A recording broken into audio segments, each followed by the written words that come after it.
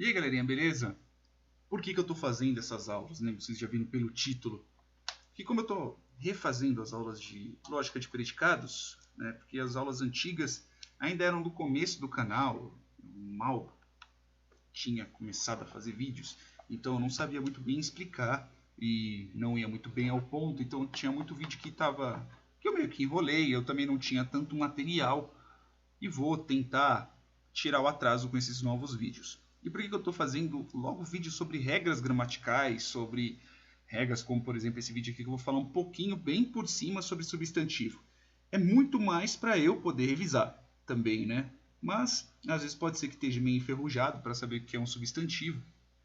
E vou passar um pouco sobre substantivo, adjetivo, advérbio e essas coisas do tipo.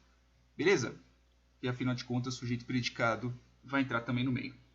Então vamos lá. Os substantivos, né? Como diz aqui no próprio livro do Beccaria, é uma classe de lexema que caracteriza por significar que convencionalmente chamamos de objetos substantivos. Então, porcamente traduzindo, é aquilo que você consegue caracterizar, é aquilo que você consegue falar, o que tenha uma determinada definição. Por exemplo, que ele também fala aqui, em primeiro lugar, é usado para caracterizar, em primeiro lugar, substância. Então, nesse caso, a gente está falando sobre homem, ok? Então, uma substância. Substância. Nossa, passei o traço no T, passei o traço no B. Uma substância. Então, o que... Como eu disse, pode ser, por exemplo, o homem. Você consegue imaginar, você consegue ver o homem, algo concreto. Casa, livro, cadeira, computador, caixa. Isso você consegue caracterizar essa substância, né? E ela consegue ser, por exemplo, o agente ativo de uma frase, pelo menos que eu saiba na grande maioria delas. E também pode ser algo que mentalmente é apreendido como substância. Quais sejam qualidades, ou seja, nós estamos falando de que qualidades? Como eu disse, é só para revisar, tá? Isso aqui. Inclusive para eu revisar. Como, por exemplo, bondade, brancura. São os mesmos exemplos que estão no livro, são os mesmos que estão, por exemplo, no órgão do Aristóteles. As primeiras partes, os primeiros capítulos. Então, por exemplo, aqui nós falamos sobre estados também.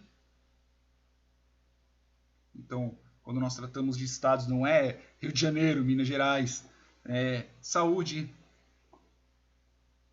doença, a saúde, a doença, né? Você consegue colocar, você consegue definir quem? A bondade, a brancura. Não que você consiga tocar a brancura, não que você consiga tocar a bondade, mas é algo que você consegue criar uma determinada substância, é algo que você consegue identificar.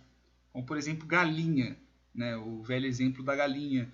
Mesmo não falando que tipo de galinha que é, você consegue pensar nesse sujeito, né? Você consegue pensar no ser, que é a galinha.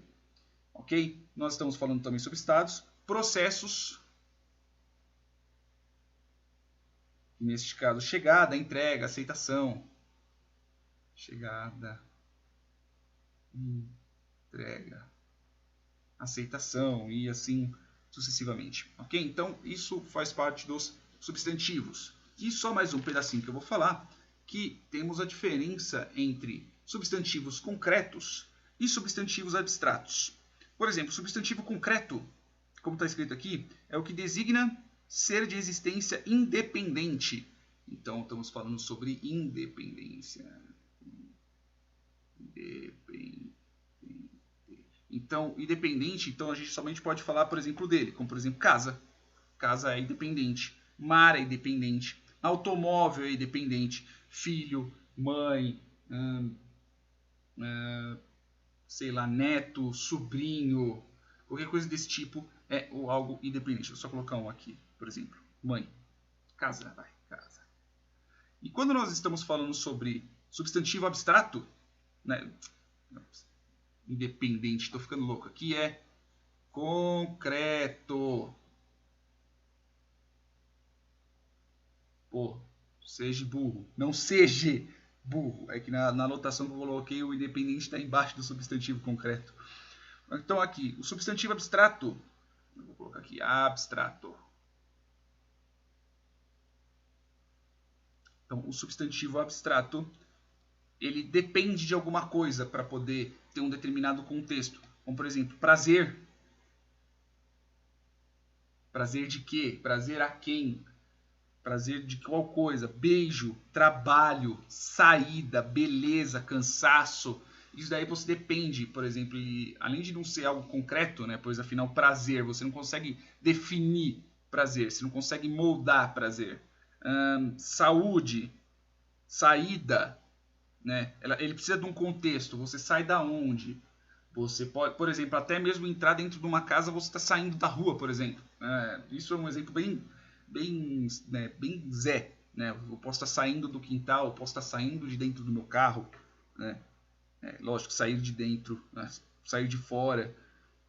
Cansaço, é algo que você não consegue definir, né? Não, pelo menos você não consegue moldar algo do tipo. Você entende, você sabe, você vê, mas não é algo que você consiga criar um robô de cansaço, por exemplo. Beleza? É um exemplo bem... Isso que eu estou falando é só para revisão mesmo, ok? E nos próximos vídeos, quando eu começar a falar sobre alguns termos a mais aqui, como eu andei lendo aqui no livro, para todo mundo ficar no mesmo nível, ok? Espero que tenham gostado. Se viram alguma coisa, por favor, me corrijam, me avisem. E é isso aí, pessoal. Até o próximo vídeo.